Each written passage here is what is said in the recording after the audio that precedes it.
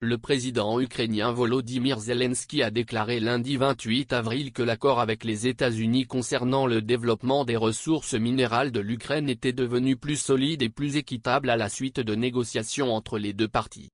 Le président américain Donald Trump exerce une pression considérable sur Kyiv, menaçant de suspendre les livraisons d'armes destinées à soutenir la lutte contre l'invasion russe, à moins que les États-Unis ne reçoivent une compensation en échange des milliards de dollars déjà investis dans cette aide militaire.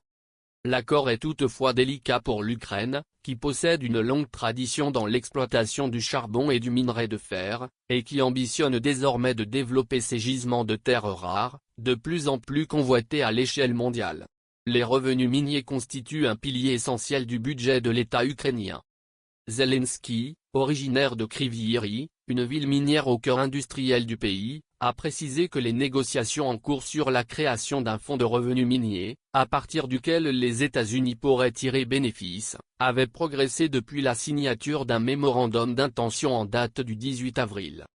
Le Premier ministre ukrainien, Denis Shmyhal, a pour sa part indiqué dimanche qu'un consensus avait été trouvé, l'accord ne chercherait pas à faire rembourser à l'Ukraine l'aide militaire américaine déjà fournie dans le passé.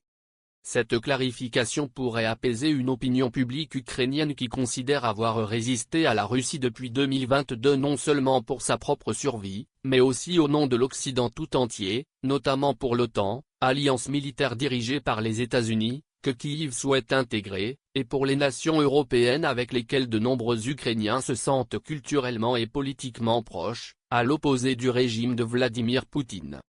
Dans le cadre de cet accord, Kyiv cherche à obtenir des garanties de sécurité de la part des États-Unis. Trump, de son côté, présente cette démarche comme une contrepartie exigée en échange de l'aide américaine déployée pendant la guerre.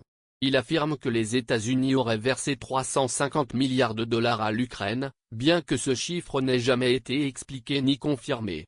Le Congrès américain, quant à lui, a approuvé environ 175 milliards de dollars d'aide depuis le début de l'invasion russe à grande échelle en 2022.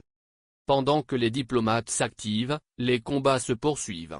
L'Ukraine reste la cible de fréquentes attaques de missiles et de drones russes, dans ce qui est devenu le conflit le plus meurtrier en Europe depuis la Seconde Guerre mondiale. Cependant, des divergences sont apparues à l'issue d'une série de négociations intensives, notamment entre la position de la Maison-Blanche de Trump et celle de l'Ukraine et de ses alliés européens, selon des documents obtenus par l'agence Reuters.